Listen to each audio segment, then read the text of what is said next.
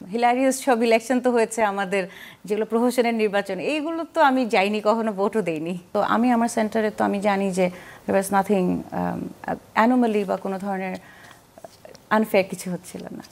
এই সদ্য সমাপ্ত ডাকসু নির্বাচন নিয়ে বেশ কিছু অনিয়মের অভিযোগ উঠেছে। আপনি তো দায়িত্ব পালন করেছেন, এই অভিযোগ সম্পর্কে কি বলবেন? এই অভিযোগ সম্পর্কে আমার আসলে বলা লাগে না, কারণ আমি তো দায়িত্বে ছিলাম। আপনার দেখতে হবে যে স্টুডেন্টসরা কি বলছে।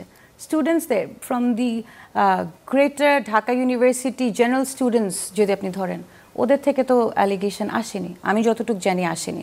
স্টুডেন্টসরা খুশি এবং তারা যাদেরকে চেয়েছে তাদের ভয়েসটাই ট্রান্সলেটেড হয়েছে থ্রু দি ডাকসু ইলেকশন।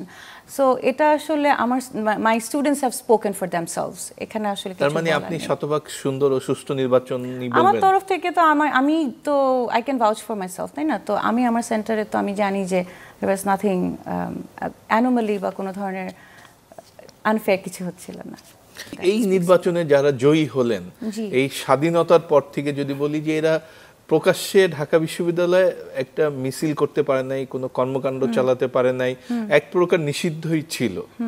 কিন্তু মানে এই কয়দিনের মধ্যে মাত্র এক বছরের কর্মকাণ্ডে এরা যে জয়ী হলো, এরকম মানে ভূমিধস জয় আমরা যেটা বলি, তো এটা কিভাবে দেখবেন? এটার মূল্যায়নটা কি আপনার কাছে? এখন আমার জায়গায় যদি কোনো স্টুডেন্ট বসতো, আপনাকে আরো ভালো মূল্যায়ন দিতে পারতো। আমি যেহেতু ভোটার না, আমি এটার মূল্যায়ন কি করব? কিন্তু নিশ্চয়ই তারা পেরেছে গত এক বছরে স্টুডেন্টদের আস্থার জায়গাটা ধরে রাখতে এবং আস্থার জায়গাটা মানে উইন করতে। হ্যাঁ, যদি জয় না করতে পারতো স্টুডেন্টদের মন, তাহলে নিশ্চয়ই এরকম ল্যান্ডস্লাইড ভিক্টরি হতো না। কখনো ভোট দেওয়ার সুযোগ পেয়েছেন? সেটা এইখানে হোক বা পাইনি, জাতীয় পর্যায়ে হিলারিয়াস সব ইলেকশন তো হয়েছে আমাদের, যেগুলো প্রহসনের নির্বাচন, এইগুলো তো আমি যাইনি, কখনো ভোটও দেইনি।